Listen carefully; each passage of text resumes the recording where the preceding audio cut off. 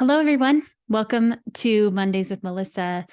Today, I'm excited because I'm actually going to share with you guys my story and give you a little bit of insight into why I do what I do and who I am today because of what I experienced early on in my life. So I am going to let you know, though, that the topic, my childhood was rough.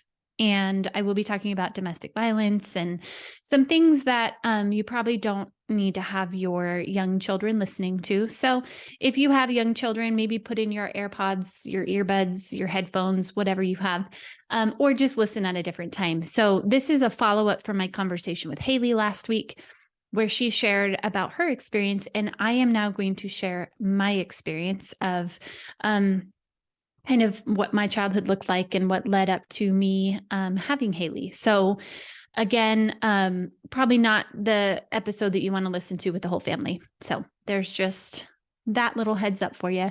Okay, so I'm just going to jump right in. So I was actually raised in a two-parent Christian household. My mom stayed home, so we never had to go to daycare. I have two sisters. I'm the youngest, and so I have two older sisters. My sister Julia is actually just 13 months older than me, and then my sister Stephanie is 4 years older than me. So there was three of us in a short window of time. But yeah, I think on the outside it appeared like we were the all-American family. We went to church. We had a decent house. Our needs were met. But inside, behind the closed doors, it was chaos. And my dad had schizophrenia. And so life was unpredictable for us each and every day. And my mom did the best to just really try and provide the emotional stability and physical stability and just be there for us. But honestly, now that I'm an adult and I can understand the world from a different point of view, she was most likely in survival herself. And so, yeah, our childhood was very chaotic, unpredictable. If you don't know anything about schizophrenia, there were moments where my dad would hear voices or he would see things and was very paranoid. And so when he was not on medication and not quote unquote doing well, he would experience these symptoms.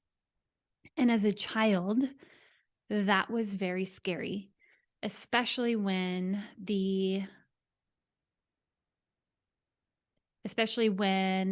hallucinations or the voices that he was hearing, he thought were aimed at us, or somehow we were involved in that. And then we would get, kind of become a part of whatever he was experiencing in not a good way. So very scary to live that way for quite a while.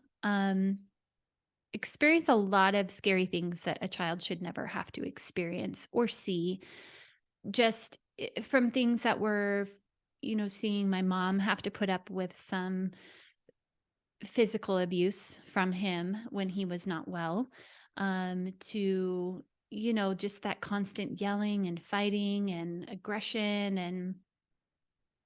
and even moments where we would be hurt. And again, I know now as an adult that that was his mental illness that was leading to that. It wasn't that he was intentionally deciding that he was going to hurt my mom or hurt us or be a scary individual. That was just what he was faced with inside of his own mind.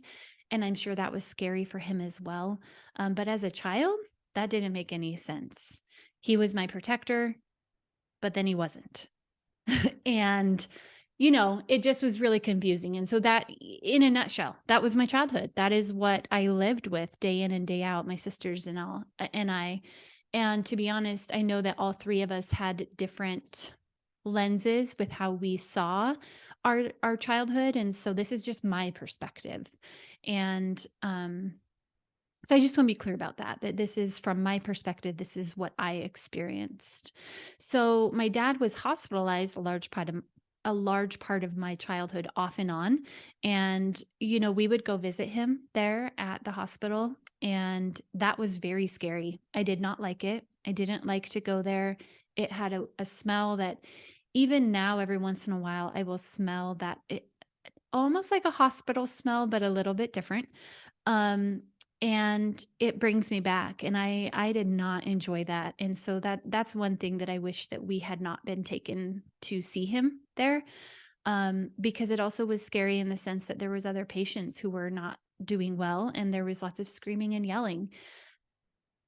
Again, these individuals were there to get help, but I don't believe that as a child we should have been brought into that environment, but it is what it is, and that did happen. And so I experience the results of that now within my body. Like I mentioned, the smells, and sometimes even just um yeah, different things remind me of that, and it brings me back to that place. But thank goodness for therapy, right? I do have very few childhood memories, and I believe that I probably dissociated or something like that to protect myself, because I really don't remember a lot. And Haley talked about that last week as well, that she has very few memories of her childhood, and that is something that I can relate to with her, in the sense that things that I think are my memories are maybe actually just stories I've heard or pictures I've seen. And I've just come to realize that that's how it is. I also, there will be times where one of my sisters will tell a story, or my mom will tell a story about something that happened. And maybe I do have a memory, or I think I have a memory, but it's very different than their memory. And again, that is because we all experienced those moments from our own lens. And so for me, I just don't have a lot of positive memories. Um, I never really felt protected by the adults in my life who were supposed to keep me safe. I did have my mom's grandparents, who we called Amy and Bumpa. I do think that they were one of those people that were my safe haven, that were there to protect me. And I can remember even one time that my grandma, was not afraid to yell at my dad and say, "You may not take these kids." And even as he's driving away down the driveway with us in the car, she is running after the car, trying to protect us. And I can remember that. And so it's not that none of the adults in my life were protective. It was just the daily adults in my life. I didn't feel like I was protected. And it was that, I already said this, but the idea that, like, these people are supposed to protect me, but then they are the ones that are scaring me. So that was really hard. My parents did get a divorce eventually after 17 years. And my mom is probably one of the strongest, bravest women that I know. The fact that she's hung in for 17 years is just miraculous in itself. And so I was 12 when they got a divorce. And yeah, that was interesting too. Just we had to go visit my dad on the weekends. That was just part of the parenting plan. I think it was like every other weekend or something. And even that was like, why are we sending, as an adult now, I'm like, why are we sending these kids to go stay with this individual who is not well? And that was scary as well. Like he was not in a good space. He was not in a space where he should be in charge of 3 kids, even though we were older. It just, that made no sense to me. So for whatever reason, that it is what it is, but that was not a great time either. Um, and then when I was 15, my mom did start to date a new guy. And initially, he seemed to be fine and all of that. But when I was a junior in high school, we moved out of my childhood home that I had known for almost my whole life, since first grade.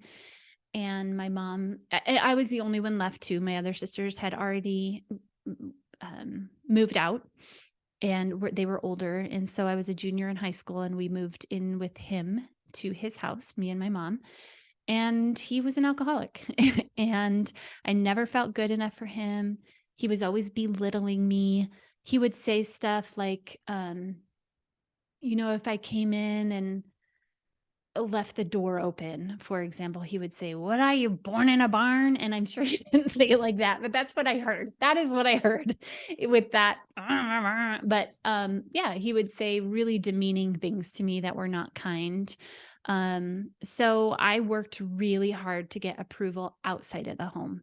I was a cheerleader, I was on honor society, I played the piano for the choir, I was in jazz choir, I worked 2 jobs. And did running start, and it still just didn't feel like that was good enough. So my senior year, maybe even the start of my junior year, I started to rebel and I partied a lot. I drank a lot. I got drunk a lot. I was promiscuous. I like to get high. Um, there were times where I would wake up and not really know how I got to where I was. Um, and it was really doing anything to numb the pain from my childhood and really to yeah, to numb the hurt that I felt towards my mom. Like you and again, my mom and I are in a great place now, and so this is not how I feel currently. This is just speaking as a 17-year-old thinking my mom didn't protect me from my dad, and now my mom is not protecting me from her boyfriend. And it doesn't feel right. It doesn't feel good. So, really at that time in my life, my best friend Tana seemed to be the only person who was my constant and who was there for me no matter what. And even her family was really more, I saw them more as my family than my own family. So I just felt empty inside and I felt like there was nothing I could do to fill that hole. And so when I was 17, I moved out on my own and me and my best friend Tana, we got our own apartment and it was better than I would have I wanted to live on my own as a 17-year-old in high school, working 2 jobs, doing running start, doing all the things. I preferred that over staying in this home with this alcoholic man who was very belittling and not kind, and I just didn't feel safe there. And so there I am, 17, on my own. We have an apartment, and I just still continued was just to looking for someone to love me, for someone to care about me, something that would make me feel good. And so when I was 18, so shortly after I graduated high school, I chose to be in a relationship with a man who really had no respect for me from the beginning. He definitely wooed me and love bombed me and made me feel really good, but it didn't last long. But at that point, I was still just like looking for something to fill my emptiness. And so yeah, I went after it, and he had his own history, his own I'm not going to share about his story because that's his story to tell if he ever wanted to tell it to whoever. But yeah, he had his history of some criminal activity, his own history of his own difficult childhood. Um and so for me, I was like, well, I can't really instead of seeing it as like, yeah, I am better than this. It was more like, who am I to judge? My childhood also sucked. And I also have my own dark shadows from my past. So who am I to judge? I am no better than him. And so I just kept going after it. And I had only known him for 6 weeks when I found out I was pregnant. I had just finished my first quarter in college and was going for music education. I wanted to be a high school choir teacher, and now life was just spiraling out of control because now I'm pregnant, and what am I going to do? So I can remember sitting on the floor of my shower, just crying and sobbing and feeling so lost and alone. And you know, took 3 tests because I just didn't want to believe it. And It was every single one was positive. So I actually carried that pregnancy test in my pocket for weeks, hoping that one time I would take it out and it would be negative. Like that would change things for me. And obviously that didn't happen. Um, when I told my mom, she cried, and I can imagine how heartbroken she was. But the hard part about it is the way I felt seeing her cry actually made me happy. It actually made me feel good that I did something to make her sad, almost like a revenge type feeling. And it's really hard for me to say that now. And it makes me feel really sad because I'm a mama, but that's where I was. That's where I was. So my mom was as supportive as she could be. She threw me a baby shower, and some of my family came, but the support was very minimal. And she did help me on the surface, but I desperately just wanted someone to rescue me. I wanted someone to just swoop in and make it all better. And I there was nothing she could have done. She was doing the best she could to support me. There's no way that she was expressing her concerns about him, and I just was like, nope, this is the choice I'm making. And so I wasn't hearing it, but I still deep down desperately wanted somebody to just come fix it.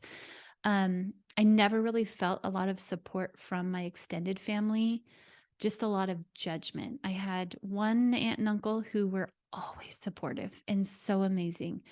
And they were always there for me. And then my mom did her best. My sisters were supportive, and my grandma Amy, she was as supportive as she could be. But the extended family on my dad's side, it was really heartbreaking to not have the support from them and to feel so judged by them. Um, so that was really hard. The So my boyfriend's family, they were all very excited for me. Very excited for this pregnancy, very excited to have a baby. They were very happy for me, and that felt like support. Um, and so I ended up moving in with his family, and I lived there. And from the moment that I moved in there, it felt wrong. But I honestly didn't feel like I had any other choice. I didn't feel like there was anybody else, and they were happy and excited for me. And so, isn't this support? Isn't this what it should feel like? But it just didn't feel wrong, or it didn't feel right. Sorry. Um, but I didn't know how to get out, and I didn't feel like there was anywhere else that I could go. So, yeah. So here I am living with him and his family, and I'm 3 months pregnant. And my boyfriend gets in trouble with the law again. And I spent the rest of my pregnancy by myself, um, because he was in jail. And so it was just me living with his family. I can remember lying to the doctor and saying that he was out of town on business. I was so ashamed, so ashamed. And I knew, like, this is not the life I want to be living. I don't want to be lying about my baby's dad being in jail because I'm so like, what is this? But I just felt trapped. I felt like this was this was the hand I was dealt. This is what I'm going to be doing. Um, and so, yeah, I was just so ashamed. I dropped out of college that first year. And so I only finished 2 quarters of my first year of college. And I never thought I would go back. I thought that was it. I'm done. I'm not going to ever be able to do what I had always hoped and dreamed I would do.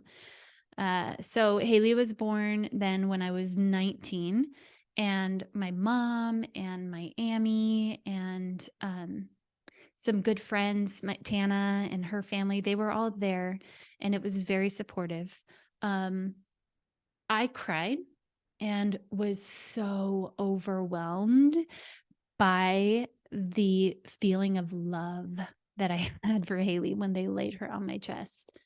I had never, at least consciously in my memories, however you want to say it, I had never experienced that kind of love. And the moment that they laid her on my chest, I was just like, overwhelmed with that pure, unconditional love for my child. And it was such a foreign feeling to me. This child loved me no matter what, even in my darkest moments. And I never had to do anything to earn her love or to deserve her love. She came out, she came into this world loving me. And it just felt so new. So I cried. I cried a lot. And when I left the hospital, I went back to living with his parents, and I kind of just started to figure out how to survive. So, um, yeah, I was making life choices that I didn't think I would ever make. Um, trying, being dishonest about getting help from the government, and trying to figure out. I was learning new ways to, like, what do you say to the state to get the most out of welfare? Um, how to lie to get free food from food banks. I was in survival. And listen, please don't ever judge people who do these things because they're in survival. And I was just trying to figure out how to go day by day and make sure that I did not lose my daughter, because the love that I had for her was beyond anything that I had ever experienced in my life, and I needed that. It was really unhealthy, but that's what I needed. So I learned how to take out payday loans. Never thought I would do that. Didn't even know what they were, but I learned how to take out payday loans so that I could buy stuff that I probably didn't actually need. And I started to build this toolbox full of harmful parenting skills. So in that, I continued to choose to stay in an abusive relationship and live an abusive lifestyle. My let's see, he was my boyfriend at the time still. So Haley's dad, he is an addict. And so although I drank and got high in high school, like, I didn't really get what an addict lifestyle is until I lived with him. And it was so scary, but I learned a lot. Um, yeah, he continued to control my life. He controlled what I wore. He controlled who I hung out with, what friends I had, and he took advantage of me. He was abusive in every sense of the word: physical, emotional, sexual. And but I was so afraid of being alone. I was so afraid of feeling lonely and not having support that I stayed. And now that I'm healthy, it doesn't make sense, but in that moment it made sense. It made sense to stay. The support that I thought I was getting from him and his family was actually dragging me down and tearing me apart, and pulling me away from pulling me away from my authentic self. I thought that then if I married him, that he would come to his senses and things would get better. And so when Haley was 7 months old, we got married, and um, we had to get married in the front yard because he was on house arrest. So that was cool. And the thing is, like, those people that I talked about in my family who were supportive, they were all there. That small amount of people. The other family, nobody came. My dad did take a bus to come, and he was there, but none of his family came.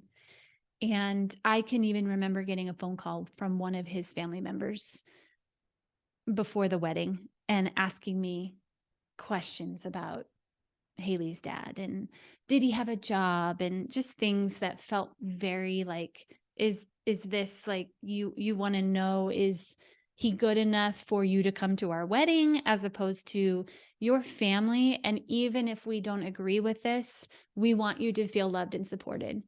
So that was really gross. It felt really bad, and I think I still hold some hurt from that, but working through it still, however many 22 years later. So again, another piece of advice, if you have family members that are making choices that you don't think are great, still show up for them and support them and don't judge them, because that's not helpful. So all that to say, the minute that my now husband was off of house arrest, he took off running again. And he would take my car for days, leaving me and Haley stranded. He would steal my debit card 2 or 3 times. I would have to call the bank and say, my debit card got stolen again. And again, I lied and I don't know who it was, but they got my money. And it all worked out the way it's supposed to, but I just felt so ashamed, so ashamed.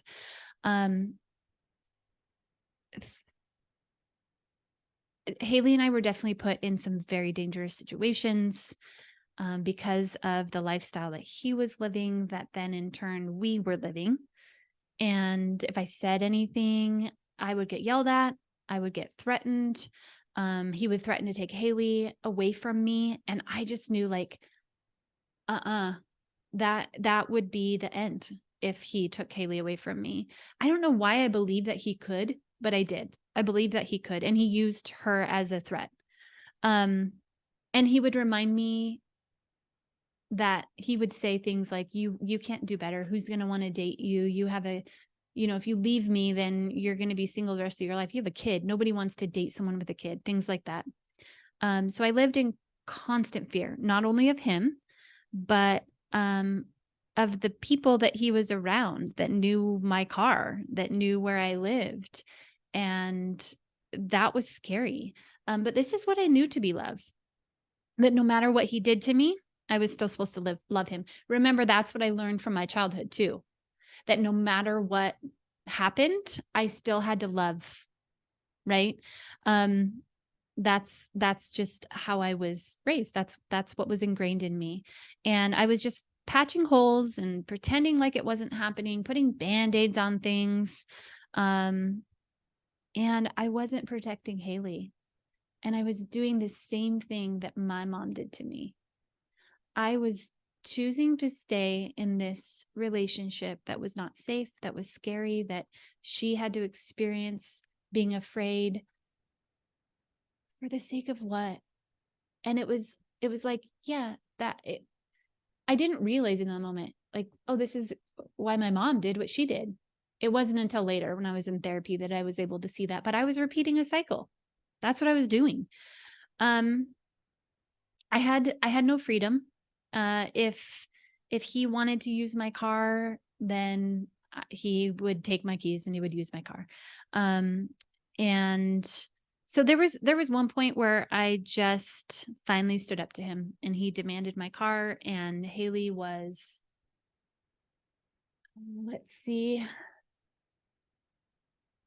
she had to have been over 1, or maybe right before she turned 1. Anyway, she was still pretty little, and he demanded my car, and I said no. I was not going to give him my car. I was tired of being stranded and left. I was tired of having to walk 2 miles to pick her up from daycare and 2 miles back. It was just, I was done. And so I said no, and he grabbed Haley from me. He did what he had threatened. I'm going to take Haley. And she was screaming, and she was reaching for me. And that kicked on Mama Bear. And so I was able to somehow get her back, and I had her in my arms. I tried to leave, and, it got physical, and it was scary. And the whole time I have Haley in my arms, all the while she's screaming. How scary, how scary. I was scared, and I'm 20. I can't, or 19, 20. I can't imagine how scared she was as this little, maybe 1-year-old. So we left that night. By miracles, the grace of God, whatever you want to say, I was able to run out the door. I want to say I threw Haley in the car, because I probably did. And I drove off. And just drove to safety, and we sat in a parking lot, and I cried, and Haley fell asleep. And I know now that she probably fell asleep because she was trying to protect herself. That's what babies do. They fall asleep to protect themselves. And so she's in the back seat sleeping. I am bawling my eyes out. Um, and so by this point, my mom had left her boyfriend, and we were rekindling our relationship. And she was a huge support to me. And so I went to her. I drove to her house. She encouraged me to go back to school. She welcomed me and Haley. She was reassuring. She encouraged me. You're doing the right thing. Um, and so she was a huge support to me. But even after I left him, he still tried to control me. He tried to intimidate me. He broke into our house. Me and Haley got our own place, and he broke into our house and went through my drawers and called people on my caller ID and threatened them that they can't talk to me. I ended up getting a restraining order. But you know what? It's just a piece of paper. I didn't feel safe. He tried to break in 2 more times, and both times I was home, and I called the police and they came out. And honestly, they were really fast. They came out fast. And so that was reassuring to me that, although the piece of paper really didn't help me feel safe, I knew that because I had that restraining order, and when I called, they showed up. And whether that is what scared him away, I have no idea. All I know is that they showed up and we were safe. Um, so I lived in constant fear for months. And, one thing that really, yeah, um, yeah. So lived in constant fear. uh, I did continue to make bad choices, though. I was in this pattern of survival.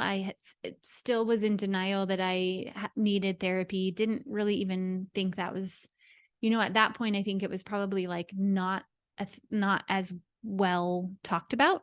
And especially being raised in the church, like, no, you just pray and you ask God to take this away. And, if you're experiencing mental health, it's because you're not praying or your faith isn't strong or whatever.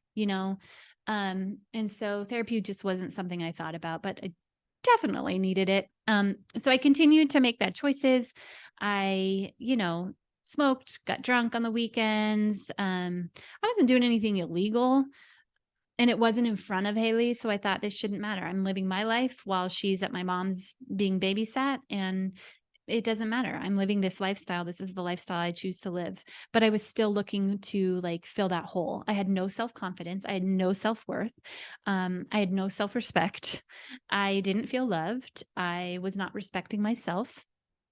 And so it was kind of like, how can I expect respect from a man if I don't even respect myself? Um, I didn't see the side effects that my lifestyle had until I did go back to college. And so when Haley was like 18 months, maybe 2, I went back to college for initially education still. But within that first year, I really quickly realized, no, I think I want to do psychology. My degree is called KED which is childhood education and developmental psychology.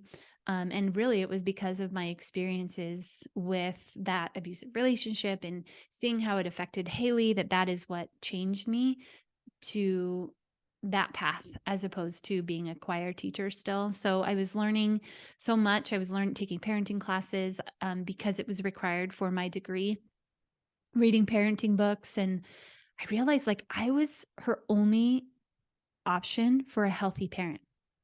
I really was. And I was her biggest influence. And I was her role model. And do I want this for my daughter? Do I want her to grow up and be a young adult who also parties and has no self-respect and just no self-worth? Do I want that for her? Of course I didn't. And so I knew that it had to start with me. I had to make changes with me first before I could even do anything else. And so, yeah, making changes is difficult. I was really mad. I was really mad and bitter about the hand that I was dealt from my childhood. Um, especially being raised in the church where it was kind of like, well, I already said what the message is that you hear, and then seeing that my dad like never ever got better. Yet he was probably the most faithful man that I knew. Even to the day that he passed away, he loved Jesus. And so that made no sense to me. So I was mad at God because that's what I was told by the church, which thank goodness now I am in a place where I realize like the church has it wrong a lot. And that's not, no, God did not decide that my dad should have that disease his whole life. And God did not take joy out of seeing my sisters and I suffer. And God did not want my mom to experience abuse in her marriage. And that wasn't God's plan. And so I know that now, but I didn't at the time. So I was really mad. Still felt empty. I still felt so alone. I was tired of parenting alone. I was tired of living in these cheap, dirty apartments because that's all I could afford. I was tired of being on welfare because honestly, the looks that I would get when I would hand them my little government issued debit card, people were judging me. And when I'd go to the doctor with a medical coupon, because back in the day, that's what it was, you would actually have to bring a little medical coupon with you to the doctor. And I got treated differently and I was tired of it. I was tired of of shopping for Christmas at Goodwill and having to stand in those long lines for the Christmas Bureau, which are all fine. I am so glad that I had those supports and the ability to tap into that stuff because I needed it, but I was tired and I didn't want to do that anymore. Um, so yeah, I took baby steps in that direction, which just looked like relying more heavily on my mom and my family for support. Um, I can just remember like still, yeah. I realized that the emptiness that I was trying to fill with cigarettes and alcohol and partying and um was just really like my lack of love for myself and my lack of ability to see that Jesus loved me and he loved me as I was. And um yeah, that it was okay. And I slowly began to heal and I still wasn't in therapy yet though. That comes way later down the road. So this is like when I say slowly began to heal, it was more just like these realizations of honestly, it's probably because my my prefrontal cortex, my frontal lobe was actually starting to develop more because by this point I'm like 22, 23. I'm getting closer to that and I'm starting to realize like what in the heck?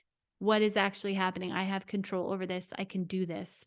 Um so yeah, so I'm in college now, learning more about parenting. I go on to get my master's in social work. I end up getting a job at CPS and am a CPS social worker.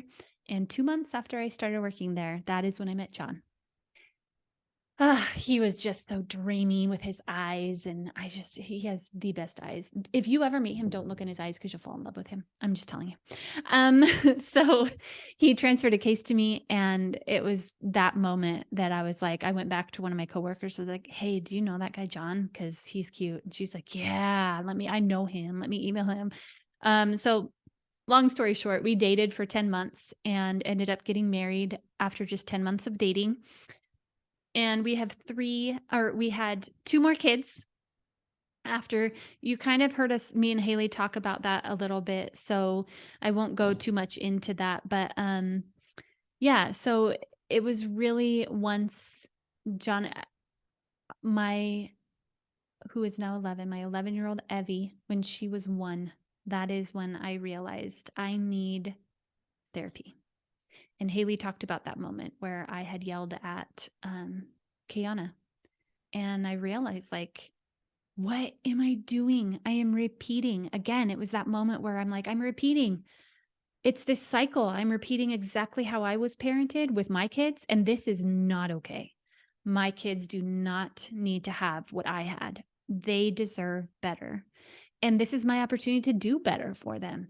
And so I did. And so, that was 10 years ago that I went to therapy, and I'm still in therapy, and I will probably always be in therapy because honestly, there's so much that is just like a part of who I am because of the experiences I had for the first 23, 26 years of my life that were not okay.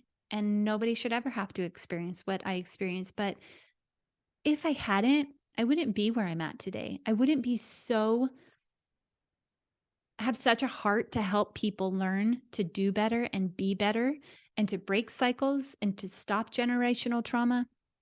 I wouldn't be as passionate about it if I hadn't experienced what I experienced. And so, although it sucks and I have to grieve a lot about the childhood that I didn't get, that I wish I would have gotten, I have to grieve that my own family members judged me and were not kind to me and were hurtful. I have to grieve that.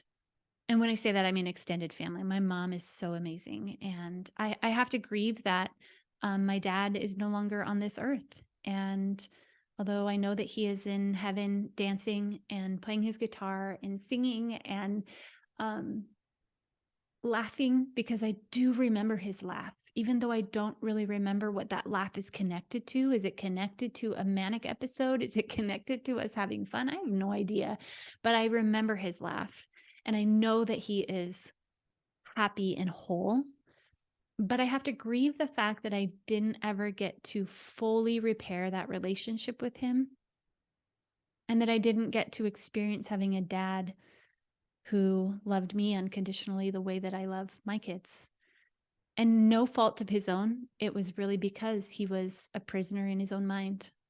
And so there's a lot that I continually have to work through and process and deal with.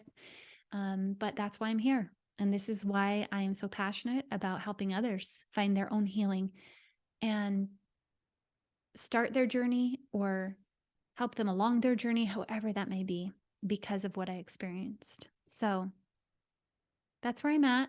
This is me. I am now, 15 years into marriage with my amazing husband, John.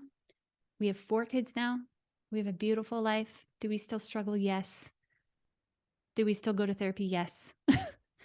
Do we still have our moments where we have to like refresh on, wait, what are we doing? What are we doing? Yes.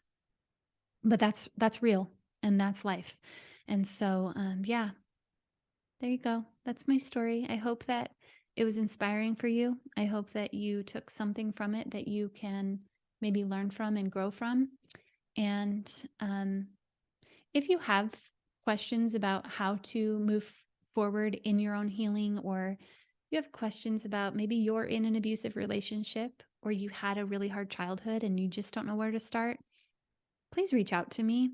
I would be happy to be a sounding board or a cheerleader or even your parent coach. That is what I love to do. So reach out. You can either email me at melissa@mendingfamilieswa.com. You can shoot me a DM on social media. You can do a contact form on my website. My website is www.mendingfamilieswa.com. All of my social media is Mending Families WA, so you can find me on there too. But I would be happy to just step into your journey with you. That's my heart. So, okay, you guys, have a super fabulous day. And next week, I will be talking with my friend Claire Thompson about being a cancer survivor and how that played a role in, or I will be talking. Okay, so next week, I will be talking to my friend Claire Thompson about being a cancer survivor and how she continued to parent through that and what it looked like and what her experience was. So come back for that because it's going to be good. You're going to just be so inspired by her story. All right, you guys, enjoy the rest of your day. I will see you all again next week.